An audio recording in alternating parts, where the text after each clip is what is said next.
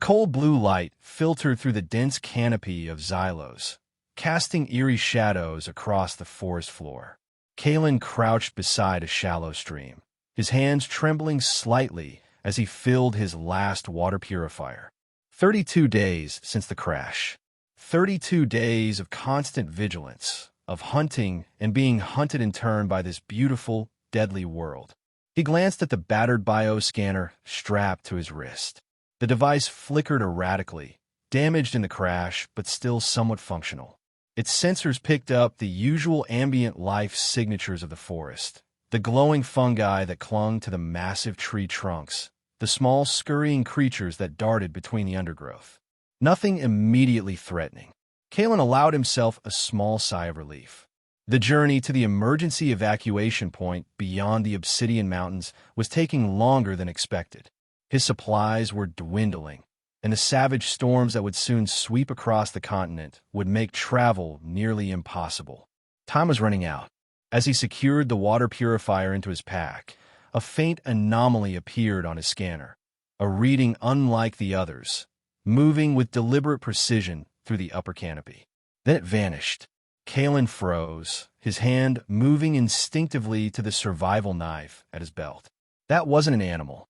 The movement pattern was too calculated, too intelligent. Someone or something was tracking him. High above, concealed among the phosphorescent leaves of a giant arbor, Lyra watched the intruder with narrowed eyes. The Windwalker had been following this sky-fallen stranger for 3 days now, observing his clumsy attempts to navigate her ancestral forest.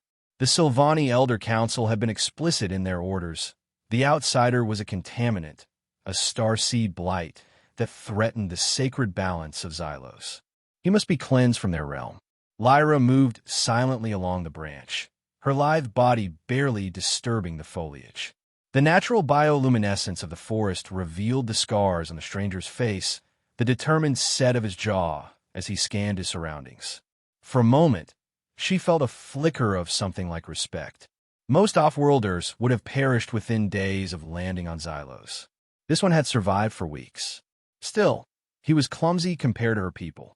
His attempts at setting traps were almost laughable, simple snares and crude alarm systems that a Sylvani child could avoid. The Windwalker touched the bone dagger at her hip. It would be a simple matter to end his journey here, a quick strike from above while he slept. Yet Lyra hesitated. The ancient tree council insisted that all Skyfallen were the same, destructive, ignorant beings who would harvest and desecrate their living world if given the chance. But this one seemed different. He took only what he needed, left minimal trace, and even seemed to show a certain reverence for the forest around him. She shook her head, dismissing such thoughts. The will of the ancient trees was absolute. The outsider must be removed, regardless of her personal observations. Below, Kalen shouldered his pack and continued his trek, unaware of the deadly shadow that moved above him through the trees. As night fell, the forest transformed. Bioluminescent plants unfurled their petals, casting an otherworldly glow across the landscape. Kalen made camp beneath the shelter of a massive fallen trunk, his back protected, with clear lines of sight in multiple directions. The scanner on his wrist continued to pick up strange, intermittent readings, always at the edge of its range, always just for a moment before vanishing. He was being hunted, of that he was certain now. But by what? The massive predators of Xylos were far from subtle in their approach. This was something else, something intelligent, calculating. He thought of the scattered reports from the initial survey teams, of indigenous humanoids glimpsed briefly in the upper canopy, then dismissed as hallucinations by mission control. Perhaps the reports had merit after all. Kalen laid out a series of simple traps around his campsite, not to catch whatever was stalking him, but to confirm its nature. A thin thread strung across one approach, positioned at a height no quadrupedal predator would trigger. A pattern of small stones carefully arranged that would be disturbed by passage. Nothing lethal, nothing that would harm. Just information. Sleep came in fitful bursts that night, his hand never straying far from his knife. Morning revealed his suspicions confirmed. The thread was undisturbed, yet somehow the stones had been rearranged, not scattered randomly as a passing animal might do, but placed in a deliberate new pattern, almost like a message. Or a taunt. Kalen stared at the new arrangement, a chill running down his spine despite the humid morning air. Whatever was tracking him wanted him to know it was there, wanted him to feel its presence closing in. From her perch in the branches above, Lyra suppressed a smile. She had discovered the outsider's primitive warning systems and decided to leave him a message in the ancient stone speak of her people. A hunter's promise. I see you. I am coming. Prepare yourself. She had expected fear from him, perhaps panic. Instead, she watched with growing curiosity as he studied the rearranged stones, then methodically packed his camp and set off again with renewed purpose. There was no random flight, no wasted energy. His pace was measured, his direction unchanged. He was heading somewhere specific, and he would not be deterred. For the next 3 days, their strange dance continued. Kalen would leave simple traps and markers. Lyra would disarm them with ease and leave her own signs in return. Each night, mysterious sounds would echo through the darkness around his camp. Whistling tones that mimicked known creature. Strange clicking rhythms that seemed almost like language. Shadows would flit at the edges of his vision, gone when he turned to look. Psychological warfare, Kalen realized. His hunter was toying with him, trying to break him down through fear and exhaustion before striking. The knowledge only strengthened his resolve. He would reach the evacuation point or die trying. On the 4th day, everything changed. Kalen had stopped to refill his water supply at a small waterfall when his scanner suddenly blared with a warning. A massive biosignature was approaching rapidly from the east, far larger than anything he'd encountered before. He ducked behind a rock formation just as an enormous shadow moved through the undergrowth nearby. The creature was like nothing in the expedition's biological database. A feline form the size of a small shuttle, its skin rippling with a strange light-absorbing quality that rendered it nearly invisible in the dappled forest light. Only its movement betrayed its presence, that and the absolute silence that fell over the forest as smaller creatures sensed the apex predator in their midst. A shadow panther. The name came to Kalen unbidden, fitting for this nightmare beast that seemed formed from darkness itself. The massive predator paused, its head lifting to scent the air.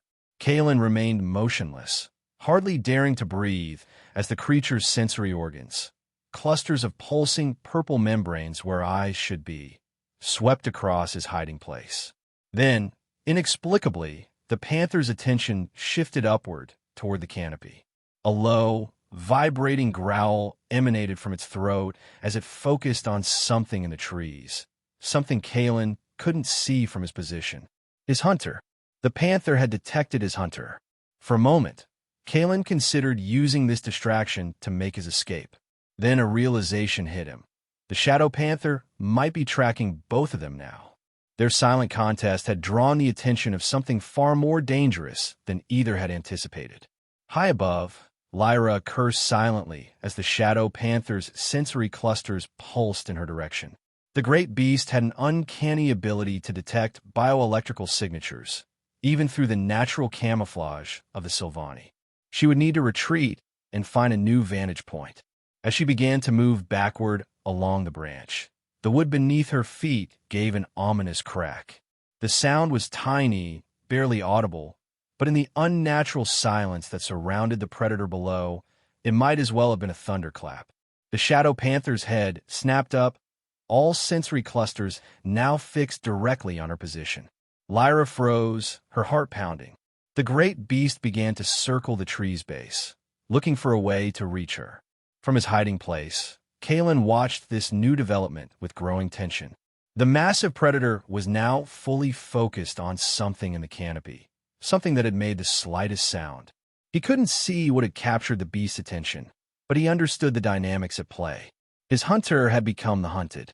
For 3 more days, their strange triangle dance continued across the forest. The shadow panther, having caught the scent of both Kalen and his mysterious tracker, refused to abandon the hunt. It forced them into an uneasy proximity, as both tried to avoid becoming the predator's next meal while maintaining their distance from each other. Kalen found himself adjusting his route, sometimes doubling back or taking longer paths to avoid areas where the scanner showed the panther lurking. And always at the edge of his scanner's range, the other signature followed, now more cautious, but still persistently tracking him. What Kalen couldn't see was Lyra's growing frustration. The presence of the Shadow Panther had transformed her simple, cleansing mission into a dangerous game of survival. Twice now, she'd been forced to abandon advantageous positions when the great beast drew too near. The outsider was proving more resilient than expected, and the panther showed no signs of losing interest in either of them. On the seventh day of this tense coexistence, Kalen's scanner picked up a distinctive geographical feature ahead, a massive singular tree that dwarfed even the giants around it. The readout identified concentrated bioelectrical activity throughout its structure, unlike anything else in the forest. Something about this tree was special, different from the others. It also represented a crossroads in his journey. Beyond this point, the most direct route to the evacuation site would take him across more exposed terrain, rolling hills where the forest thinned before reaching the foothills of the Obsidian Mountains. He would be more vulnerable there, easier to track both by the panther and his mysterious stalker. This giant tree might be his last chance for a defensive position within the dense forest. Kalen made his decision. He would make a stand here, confront whatever was hunting him, and hopefully lose the panther in the process. As Kalen approached the massive tree, Lyra watched from a distance, sensing the change in his movement pattern. After days of steady, purposeful travel, the outsider was now circling, examining the great soul tree with obvious interest. He was planning something. The soul tree was sacred to the Silvani, one of the ancient sentinels that formed the spiritual backbone of their culture. Its branches reached hundreds of meters into the sky. Its roots extended deep into Xylos' crust, and its vast network of luminescent fungi was said to connect to every living thing in the forest. It was a place of power, of communion with the planet itself. It was also an ideal place for an ambush. Lyra made her decision. This would end today. The soul tree offered countless perches and attack angles. She would ascend to its upper branches and finish her mission at last. The outsider appeared tired, perhaps finally weakened by the constant psychological pressure and physical demands of evading both her and the Shadow Panther.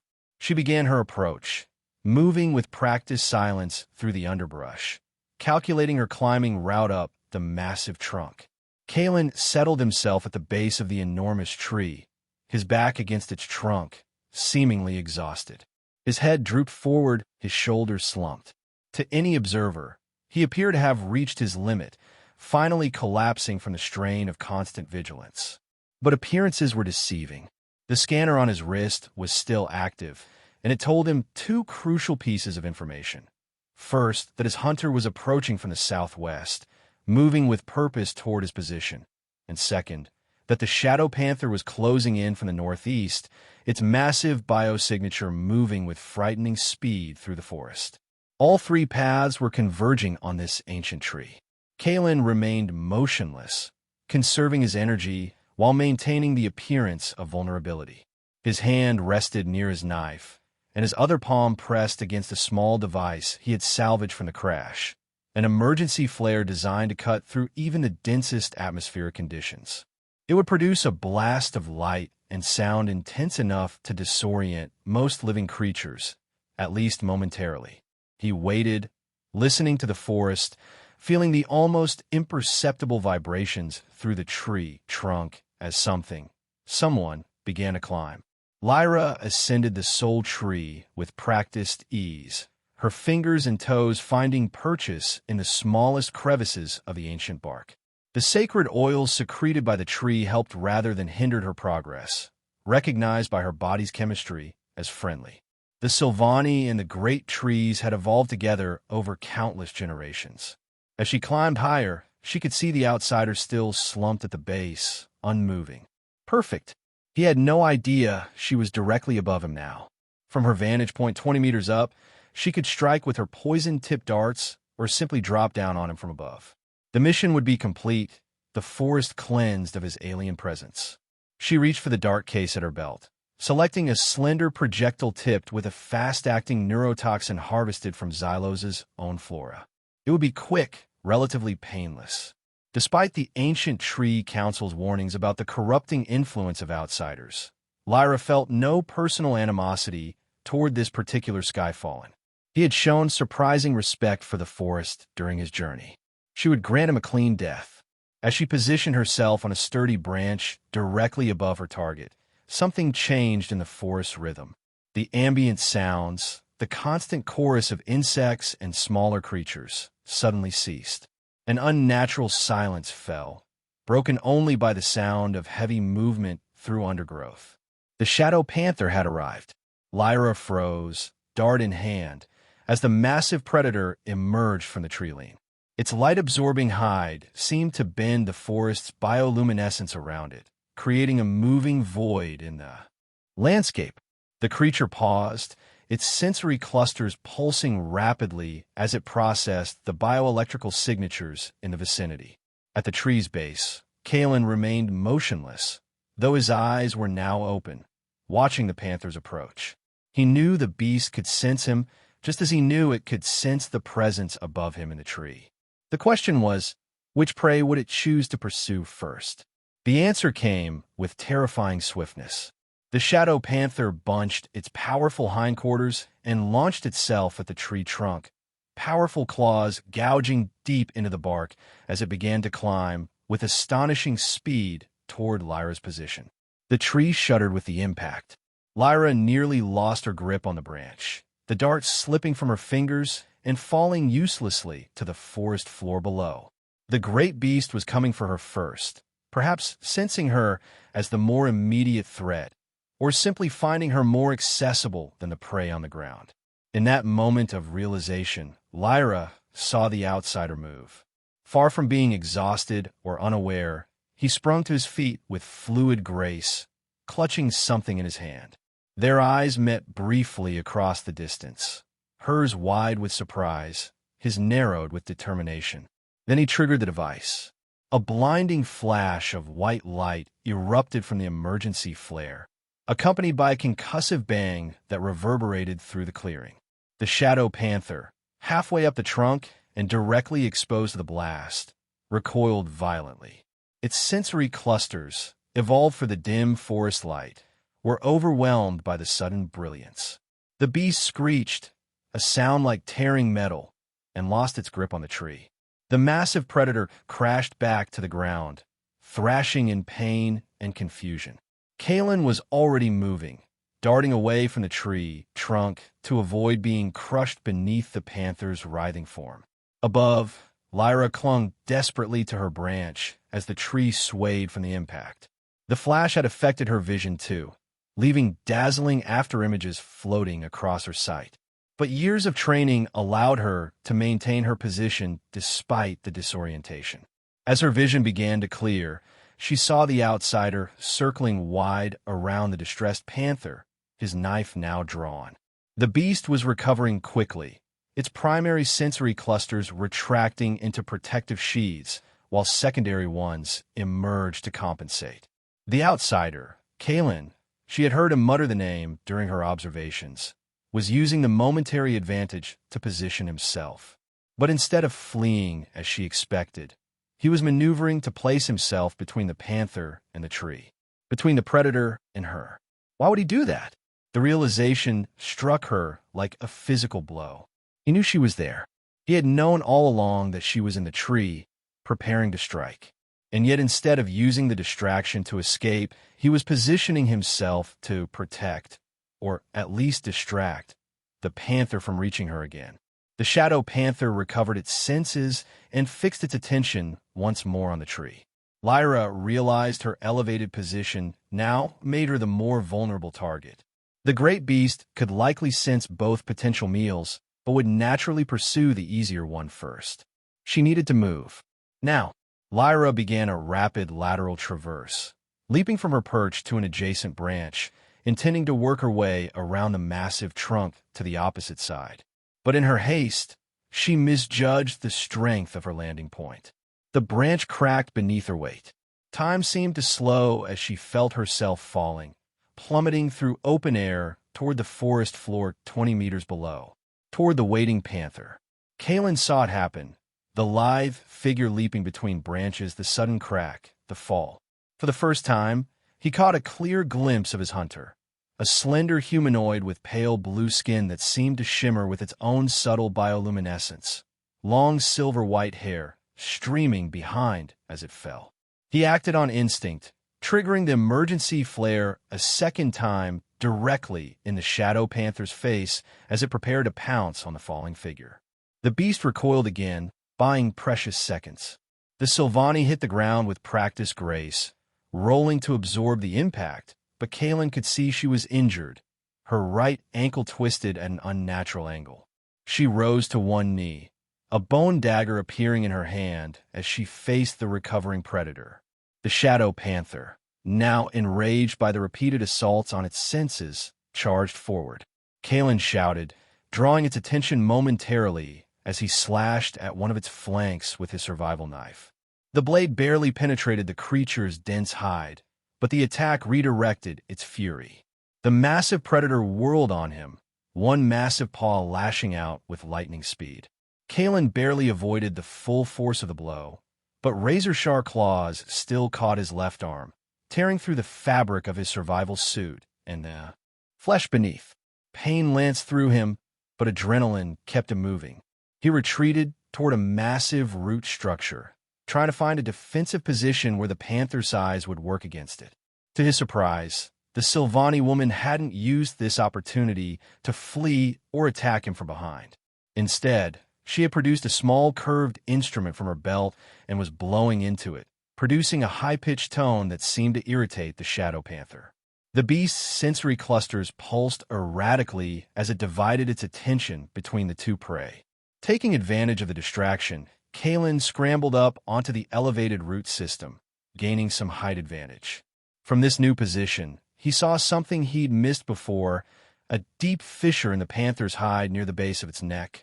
An old wound, perhaps, or a natural weak point in its otherwise impenetrable skin. The Sylvani saw it too. Their eyes met across the clearing, and in that moment, a wordless understanding passed between them. Predator and prey, hunter and hunted. Those distinctions had dissolved in the face of a greater threat. Now, they were simply two beings fighting for survival against a common enemy. The Shadow Panther charged at Kalen again. This time, instead of retreating further, he waited until the last possible moment before diving to the side. The beast's momentum carried it forward, its head crashing into the massive root structure with devastating force. Stunned momentarily, the panther struggled to reorient itself. The Sylvani seized the opportunity, darting forward despite her injured ankle to drive her bone dagger deep into the fissure at the base of the creature's neck. The panther roared in pain, twisting violently to dislodge its attacker. The sudden movement threw the Sylvani clear, sending her tumbling across the clearing. But her strike had found its mark. Dark ichor pulsed from the wound, and the beast's movements became more erratic, more desperate. Seeing his chance, Kalen charged forward. The panther was wounded but still deadly, perhaps even more dangerous in its pain and fury. It lashed out blindly, one massive paw catching him in the chest and sending him sprawling. The impact knocked the breath from his lungs. Through watering eyes, he saw the Shadow Panther gathering itself for a final lunge, sensory clusters fixed on him with deadly intent. Then something flew through the air, a small object that detonated against the beast's wounded neck in a burst of brilliant blue powder. The substance ignited on contact with the panther's ichor, generating intense heat and light. The Shadow Panther screeched in agony, thrashing wildly as the chemical reaction spread through its wound. In its death throes, the massive creature crashed through the undergrowth, smashing smaller trees and vegetation in a chaotic path away from the sole tree. A final, distant crash echoed through the forest, followed by silence. Kalen lay on his back, gasping for breath, the pain from his injuries now washing over him in waves as the adrenaline began to fade. Movement to his right caused him to tense, hand groping weakly for his knife. The Silvani woman limped into view, her own injuries evident in her stilted gait. She stopped several meters away, studying him with eyes that shimmered like liquid silver in the forest's bioluminescent light. Her bone dagger was still in her hand, but pointed downward, not threatening. For long moments, they simply stared at each other, these two hunters who had become prey, then reluctant allies, in the span of a single violent encounter. "Why?" The word came in a melodic accent, but was unmistakably in his language. "Why did you wait? You knew I was there to kill you." Kalen struggled to sit up, wincing as the movement pulled at his torn flesh. "Because you were about to become prey yourself. The panther sensed you before you could strike. I knew it was coming. So you used me as bait?" Her silver eyes narrowed dangerously. He shook his head. "No, I used myself as bait. For both of you." He gestured weakly at his deliberately vulnerable position beneath the tree. "I knew you were watching. I knew you were climbing to strike. And I knew the panther was approaching. I gambled that when things went wrong, 2 chances of survival were better than 1. The Silvani considered this, her head tilting slightly. "You risked your life on the chance that I would help fight the Shadow Walker, rather than use the opportunity to fulfill my mission." Kalen managed a pained smile. "It wasn't much of a choice. The panther would have killed you, then me. Or me, then you. Either way, we both died unless we worked together." A sound in the distance, a rhythmic calling that might have been voices or instruments, caused the Silvani to stiffen.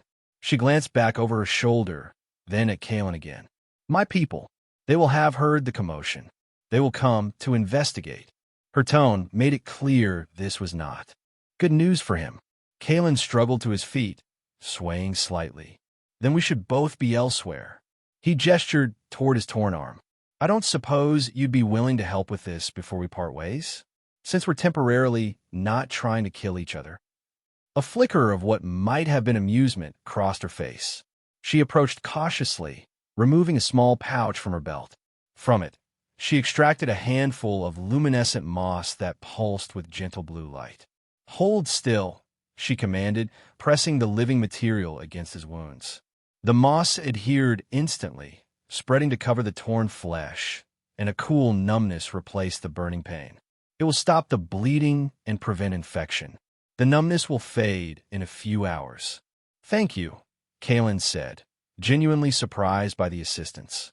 "Your ankle." She dismissed his concern with a gesture. "A minor sprain. It will heal." Nevertheless, she was clearly favoring her uninjured leg. The distant calls grew louder.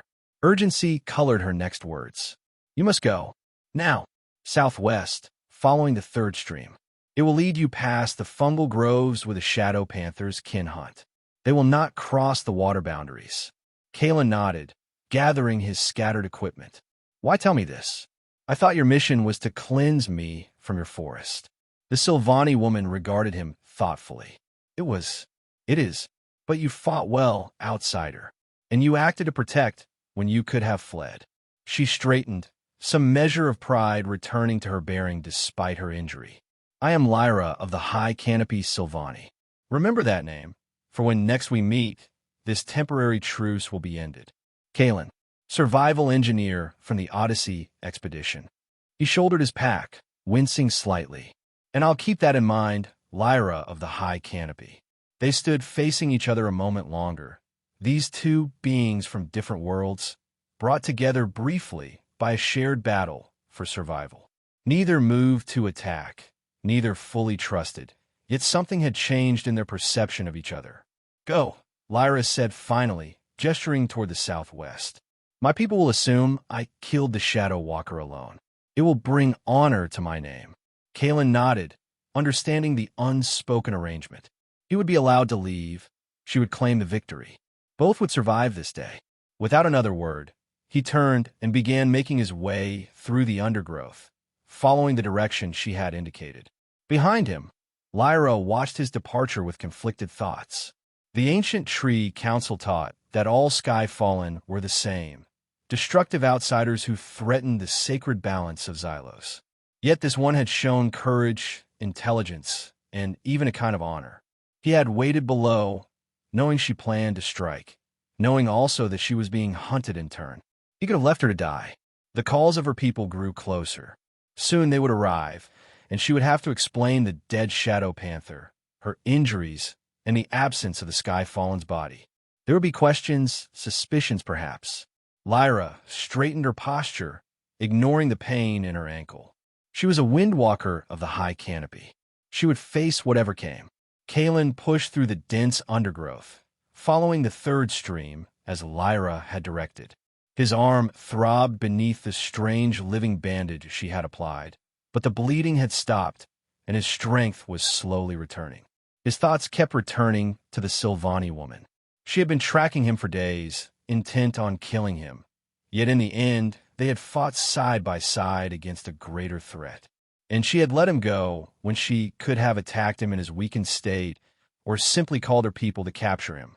The encounter had fundamentally changed his understanding of Xylos. This wasn't simply a hostile wilderness to be survived until rescue arrived. It was home to an intelligent, sophisticated species with their own civilization and relationship to the environment. A species that viewed humans like himself as threats to be eliminated. The realization complicated everything. The evacuation point he was struggling toward would bring more humans to this world, potentially leading to conflict with the Silvani. Yet what choice did he have? Remain alone on this deadly planet until he inevitably succumbed to its hazards? These thoughts accompanied him as he followed the stream through darkening forest. Night was approaching again, and with it, the transformed landscape of bioluminescent Xylos. He would need to find shelter soon, treat his wounds more thoroughly, and prepare for the next leg of his journey. Whatever happened at their next meeting, if there was one, Kalen knew one thing with certainty. He would never again underestimate Lyra of the high canopy. As Lyra limped back toward her people's settlement high in the ancient trees, she too was lost in troubled thoughts. The outsider, Kalen, had not been what she expected. The ancient tree council spoke of the Sky Fallen as mindless despoilers, yet he had shown restraint, intelligence, even a strange kind of kinship with her in their battle against the Shadow Panther. Reporting this to the council would raise difficult questions. If one Sky Fallen could act with honor, might others? Was the council's policy of immediate cleansing the correct approach? Or was there another way to protect Xylos from the inevitable arrival of more outsiders? Lyra had no answers, only a growing uncertainty where once there had been absolute conviction. The path ahead, both literally through the forest and figuratively in her future actions, seemed suddenly shrouded in shadow. In the distance, a massive storm system was building over the Obsidian Mountains. The deadly season was approaching, when Xylos' weather would become as dangerous as its most fearsome predators. Kalen was racing against that deadline, she knew, trying to reach whatever rendezvous his people had arranged. Would she warn her people of this coming contact? Or would she remain silent, honoring the strange bond forged in battle with a supposed enemy? As twilight deepened into night and the forest awakened with its nocturnal bioluminescence, Lyra and Kalen moved further apart, each following their separate paths into an uncertain future.